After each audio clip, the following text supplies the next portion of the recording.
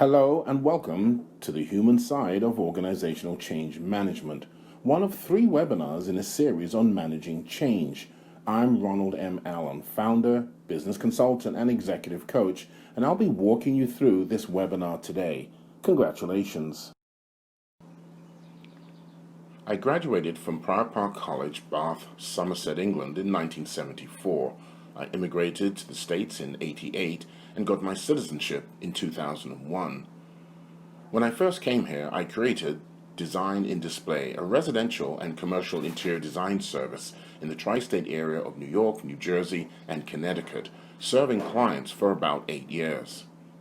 I spent 20 years in the mortgage banking industry, receiving 2 Senate citations for community outreach, education, and support. I was asked to provide technical assistance for the state through the Department of Community Affairs. As an adjunct faculty teacher, I have developed and provided workshops, programs, and courses on personal and professional development for 3 state county colleges over the past 15 years. I have 2 courses on Udemy, an online learning platform. I have been published in the Forbes Coaches Council and Tri-State Society for Human Resource Management. I worked with the latter, helping their candidates, mentoring their candidates, for their growth program in support of their career paths for 3 years. I have coached, mentored students entering the workforce for such organizations as McKinsey & Company's Generations Initiative and Year Up Youth Job Placement Projects. I have been associated with the Project Management Institution, which has provided me the opportunity to mentor project managers from a broad selection of industries for the New Jersey chapter, and facilitated and coached associates for certification over the past 4 years for 2 organizations for PMI certification. I have been contracted to Legacy Treatment Services and Catholic Charities, supporting behavioral and developmentally challenged communities. I have also contracted with Community Treatment Solutions, delivering life coaching support for young adults transitioning into the general population of workforce employees. I continue to study under Dr. Mark Amaglia Pasha of the Strategic Intervention Institute, working towards my American Mental Health designation. I am pursuing additional studies with Dr. Elliot Connie with solution-focused brief therapy. My desire is to explore the many facets of human potential through effective communications and elevate the conversation we have with ourselves and among one another to tap into the wellspring of our creativity, to create the conversation, to elevate the conversation. Be seeing you. So what does change mean for you? We love to have your engagement, so we're going to set you off with 3 questions. Please give us an example of a change in your life that was welcomed. Then, please write down an example of an event that was planned for. And please give us an example of a wicked change, an event you have no idea that was going to impact your life. We have all had to face some form of change at one time or another. The big opening, the aha moment, is simple. You can change, you can adapt, or, unfortunately, simply become extinct. Much of what you'll experience in this webinar today is drawn on our social, cultural, nationality, and certainly our theological introductions to the world. So let's engage some exercises. A simple one is cross your arms. Now notice which way you cross them. Now do the opposite. Second example would be change your seating, even if you're in the living room or dining room. And if you're fortunate enough to be outside in a gazebo, move around, see how it feels. And thirdly, change your look. A very simple exercise is try to be mad when you're smiling, or vice versa. The whole point of these exercises is to begin to identify the feelings that swell up in us, and then begin to understand or recognize where those feelings come from, and most importantly, where they take us. Is that where you want to be? Is that how change impacts you? For those who like a little background information, we put together this simple chart. its errors of change management, the history, and certainly we ask you and hope you will do some research on your own and get back to us and share those findings. But in the meantime, enjoy this slide.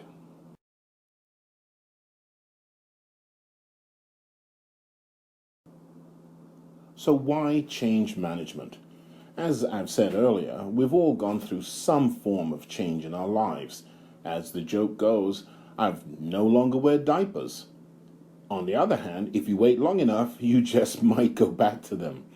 In all seriousness, though, change management provides a competitive advantage, allowing you or organizations to quickly and effectively implement change to meet market needs. How is it going for you? Are you being proactive? Are you reacting to situations? We must then take the next question, which is, what is change management? Now, there are many interpretations. By and large, though, they all subscribe to the following: that change management is the application of a structured process with tools and applications to enable you as individuals or groups to transition from a current state, usually one that is not as comfortable or satisfying, to a future state, an anticipation of a better place to achieve a desired outcome. In some cases, a better service, a better situation. In all circumstances, we're moving away from a situation where we feel, shall we say, uncomfortable, to a place that we believe will better serve our needs. So, can we put our finger on the pulse of what is change? It's a benefit relationship tool. It's a way to ensure achievement of results and outcomes. It's an approach for driving greater return on investment. It's a vehicle for optimizing adoption and usage. It is also a tool for avoiding excessive project costs. It's an approach for mitigating project risk. Now, don't take for a moment that we're just talking business here. After all, a family's well-being, a family's future desires is certainly a business. And each of these mindsets, these tools, these perspectives can be used both on an individual basis, starting out in life as couples, and certainly as we develop our families and they grow and they go to school and we educate and morph through the challenges of change we all experience. So I'd like you to think more broadly when we think of change management in terms of, are you able to apply these principles, this perspective, to all aspects of your life? Let's take a look at the simple example graph on the right. Where are you today? And you can do a quick assessment of that. Primarily, it's an emotional assessment, and then we quickly quantify and qualify that position, those emotions. And over time, as in the way that we measure our existence, we work towards a better place, a optimistic place. So some of the 7 principles of change are senders and receivers, and we'll talk about those in terms of the complications of two people trying to communicate. That's where we also have one of the second in the series, mapping your mind for success. Resistance and comfort, where do they come from? We spoke earlier about your social, cultural, theological underpinnings. This is where we find the most both resistance and comfort in what we're doing and where we're going in life. The authority for change. Are you at a stage in life that you can actually authorize that change? Or do you have to depend on other people, other systems? Value systems. Are you entrenched in a value system that doesn't have the flexibility or, as in economics, elasticity to include other options? Incremental versus radical change. As we've currently experienced with this virus, we know that it has been a radical change, mandatory across the board. Whereas if you're planning a marriage, if you're planning a relationship, and certainly if you're going to school and looking at a career development, it's more incremental. And of course, the right answer is not enough. We as learning creatures must be involved in what is input into that change initiative. We must be part of the process, and we'll talk about that also. Change is a process. We all know that we didn't grow into our current stage overnight. So when we do find ourselves facing change, think quickly and realize it is a process of getting into and a process of exiting the state that we're in. And we're going to share that with you as we go through this webinar.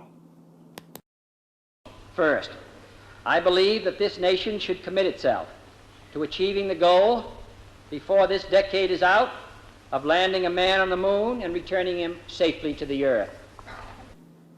One of the significant milestones in my life was when the Apollo 11 landed on the moon.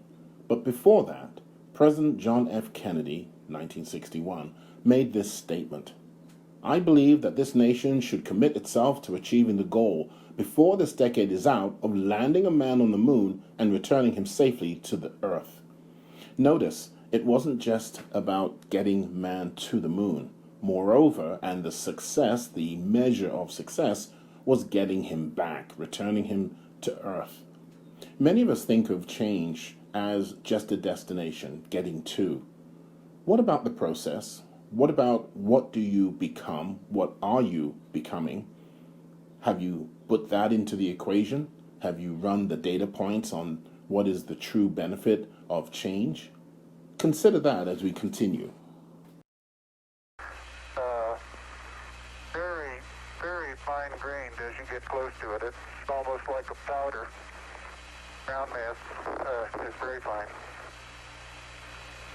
I'm going to step off the limb. That's one small step for man, one giant leap for mankind. Oh, that looks beautiful from here, Neil. It has a stark beauty all its own. It is fair to say that we all dream, we all wish for things. Perspective is one thing, reality is the achievement, the realization of acquiring. Is that where your mind is set, or are you only in process mode? I'd like you to contemplate the following question. How will you invest in your future? As we've all experienced these highs and lows, these peaks and valleys, what do you need to commit in terms of resources, time, learning, and in most cases, perhaps a change of heart to make your dream a reality? Are you coming from the perspective of adding and subtraction, or addition, where you're adding to the menu of options that life opens for you? This is why it's so important when we think of change management to be more eclectic in our perspective towards the difference, the change, the unknown that we're about to experience. I'd like to bring your attention to this particular slide. Which challenges or objections to change management are most common in your experience? Over the last 5 years of the workshop that I've given live, this is the breakdown of how people have responded to a number of questions. Where do you fit? Where does your interest lie? It would be very beneficial for us to continue to build this data, and we ask you to please send us your findings on these simple questions. We'd love to add them to our database. In all cases, we have to build a foundation as a business case for change. After all, why does someone desire to go to college as to oppose going into the workplace? Why does someone decide a certain mate in life as opposed to going it on their own or staying at home? These are questions that we take for granted and are very personal. So let's take a moment and just go through some of these simple questions. So what is the project or task that's facing you? If it's willingly brought on by your own desire, or is it put upon you by life's challenges? What is the reasoning behind? Is it a series of situations that you went through that have now caused you to be in the current state of flux? Or is it something that you've been planning and gauging and managing, navigating through life's challenges? Who are we trying to convince? That's a strong psychological question that we love to ask our participants because in most cases, the underlying challenge is a psychological question that needs to be asked. And we do that in our solution focused brief question workshops. And what is the action we need? Many people are great at planning, administrative, organizing, preparing. Do they take actual action? Do they get into the fray? This is part of change management. We have to be willing to become uncomfortable. It's the chaos theory, again used in one of our other webinars. The chaos theory of thinking that things are helter-skelter, when in fact, the timeline for them to be realized, the organization needs a little bit more forethought by those involved. Of the participants that have gone through our workshops, we've sharing with you the numbers of people who have formally made a case for change and those that have not. Where do you lie within this pie chart, and why? Why is it that you want to or see a benefit in change, and yet at the same time you haven't taken action? Once again, the psychological question has to be addressed before we can assert a change and a meaning in our lives. And let's take a minute at looking at the three main forms of change that people experience. 1A, wicked change, usually out of a political environment, sometimes tsunami type level of natural causes, and certainly where we look at the unadulterated behavior that humans have inflicted on others, and we show here one being apartheid. Have you experienced any one of these? And if so, what has been your resolve? An example of wicked change is an occurrence in Kuala Lumpur in 2013. And I'll let you take some time and read through this because in many cases, we always look at our own situation as being the worst or tumultuous that could possibly happen. And yet, we've found in our studies and research that if you look a little broader and look at other people's challenges, you may find solution, you may find resolve, you may find a certain stick-to-itiveness that gets you past the initial shock and awe of what you're experiencing. We'll give you a moment to read through this section. I hope you took some time to read through that little story because it has so many repercussions and opportunities to address our own situations. In many cases, we may never experience something as wicked as that event. On the other hand, change B, a career change, I'm sure you have, moving, even temporarily, and family dynamics, a whole kit and caboodle of options there. These are actual change events in our lives that many of us have experienced. Change C is more on our personal selves, business opportunities, aging, birth of a child, certainly going through health challenges. All of these are areas that we will experience in our lives in time. So what does change mean for you in your life? The challenge really is about reflecting of the experiences that you have had, being willing to look at the inputs, how you see that change, how you respond and or react to that change, and what do you want to cause as a result? Where do you want to finish up? Where would you rather be? These questions are very personal. And yes, there are many templates, there are many 1, 2, 3 steps. Unfortunately, the data shows that in most cases, our lives do not follow those 1, 2, 3 steps. So our approach at managing change is to ask you inquiry questions, Socratic questions, and for you to reflect on your life and then guide you accordingly. It is a symbiotic process, if you will, taking your experiences, testing the litmus test of the response that life has given you, and seeing if you're willing to make the necessary adjustments that allow you to grow, allow you to create a new meaning, and allow you to visit your future now.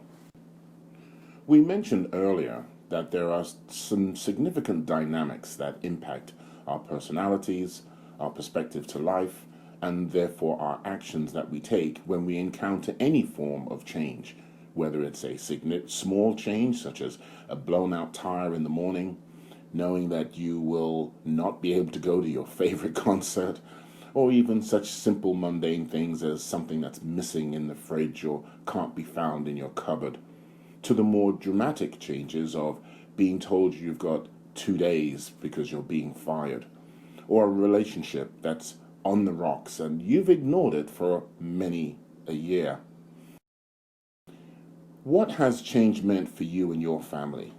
Are you able to guide them, ask for their input in terms of what options, what paths they would like to take? If we're not asking these questions, then we are in fact fooling ourselves, because when we go to work, these types of analytical questions are mandated so that we guide the business. I mentioned earlier that the human side of change management is both personal and business. We can use these tools interchangeably. We can use the quantitative and qualitative approach to analyzing our situation so that we build a more objective outcome. Certainly, because of the personal side, we will be impacted to a great extent. Being aware of this makes the difference. Being aware of this allows us to consciously decide which way we want to go. It also allows us to manage our state. In solution-focused brief questioning, another area that we've developed with the help of Dr. Elliot Connie of Solution-Focused Brief Therapy, we help people ask inquiring questions, discovery questions, so that we can begin to build a tapestry of where we've been, where we are currently, and where we'd like to go. And that is the difference of our approach to many others. So I'll bring you back to the question, what has change meant for you and your family? Bring in those dynamics, bring in those unquestioned perspectives. Allow everybody to be part of the process.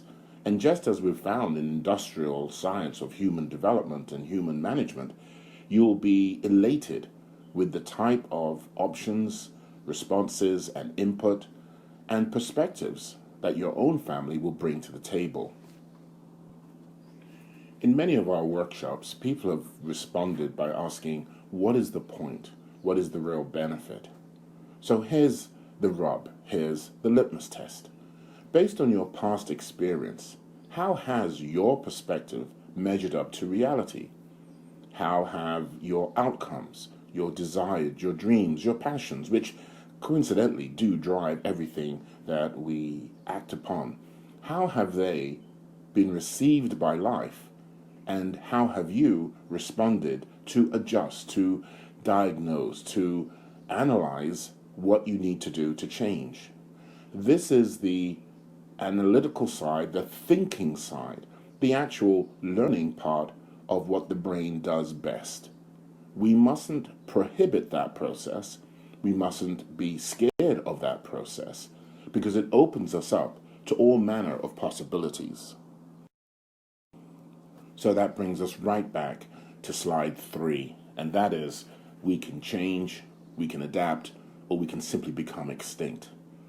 Ask yourself, how is your template that you subscribe to working for you? What is the litmus test that you use to validate your assumptions based, again, on the feedback that life gives us? These are the critical points of the human side of change management. These are the elements of our 3 webinars that we share with you today. By all means, check out the other 2, come back, give us your feedback, and let's engage in meaningful, purposeful change management. For those of you who have experienced life, shall we say, a little longer than many others, as in my case, I'll ask you to take a retrospective look. How have the elements, how have your experience played out? Your careers, your relationships, the desirable things that are meaningful to you. Now ask yourself, are you willing? Are you explorative in nature? Are you open to look at alternatives that you can add as opposed to just add and subtract? Rather, you can add to your arsenal of possibilities. This is where the fun starts. This is where the creativity begins. Let's think of a kindergarten where you have lots of little children, lots of little minds creating, developing, and producing their own reality. You see them touching, feeling, smelling, exploring. Have you lost that juice? Has life stripped you of that natural inclination to explore the environment? If it has, then this is a great webinar for you. We ask you to get in touch with me, and you'll see the information on the last side, and let us know where you want to go. Let us help you address the challenges in your life. After all, managing change is a group activity, and it starts with you.